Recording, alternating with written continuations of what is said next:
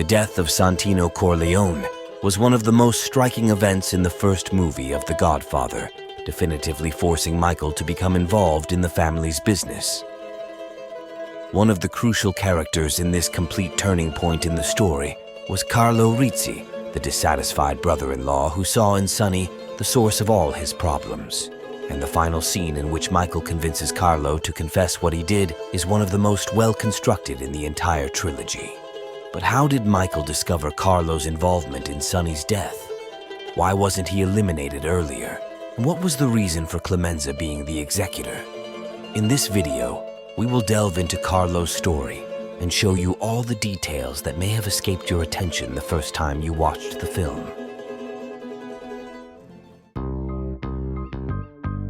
The grand event that initiates the first film is precisely the marriage between Carlo and Connie, the daughter of the boss of the most powerful mafia family in New York.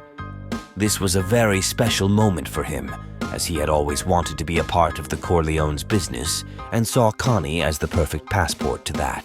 As reported in Mario Puzo's original book, Carlo Rizzi was a half-breed born in Nevada, with his origins lying in both Sicily and northern Italy. In other words, he was not considered a pure Sicilian.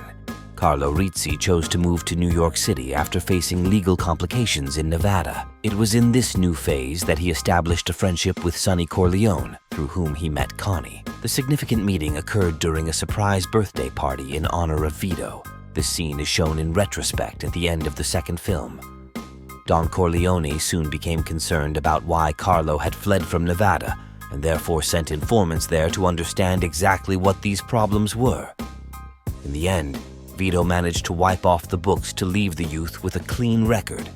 Interestingly, on this occasion, his men also came back with detailed information about casinos and gambling, which was legal in Nevada.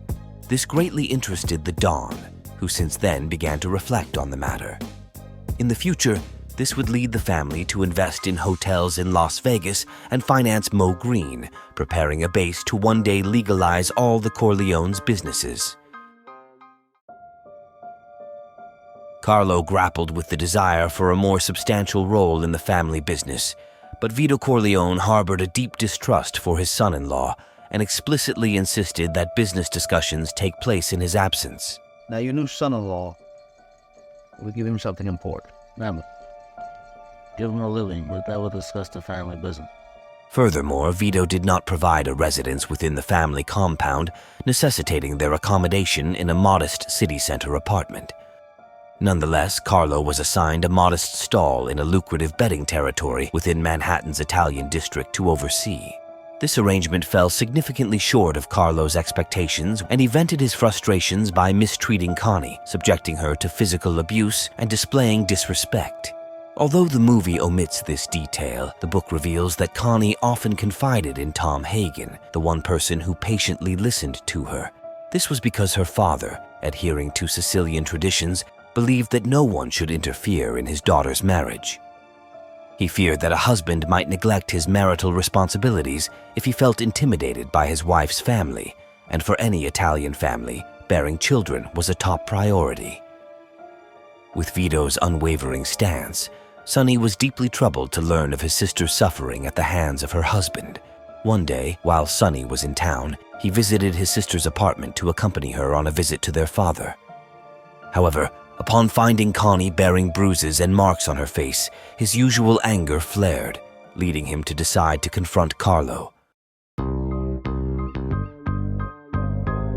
Carlo and his assistants were relaxing on a neighborhood staircase just after lunch when Sonny's car suddenly arrived, stopping in the middle of the street.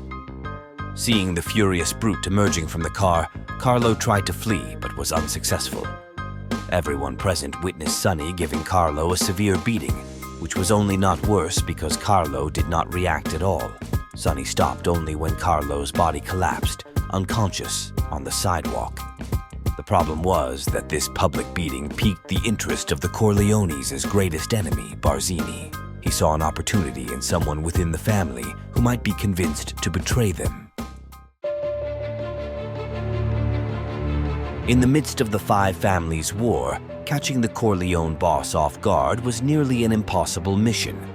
But Sonny was widely known for two distinct traits: being relentless in commanding his men and simultaneously having an explosive temper.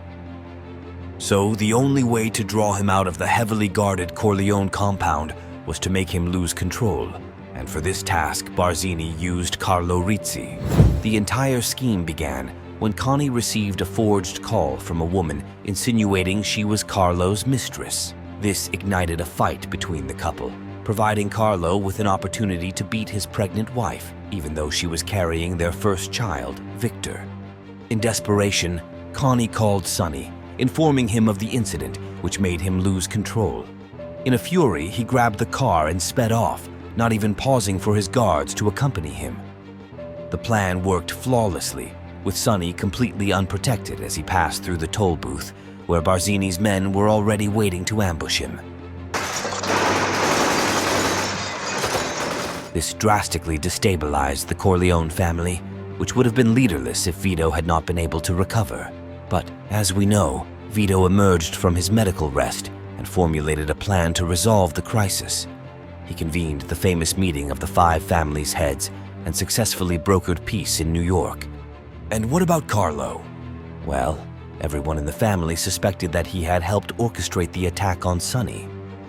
However, at that time, Vito established a priority.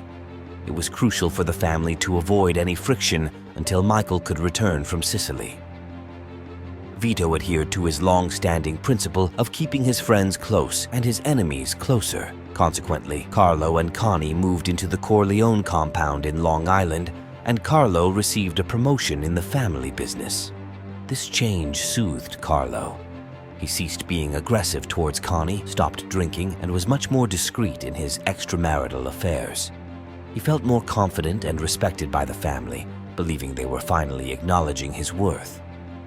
But the reality was that Carlo never spent a single day without being under the Corleones' surveillance.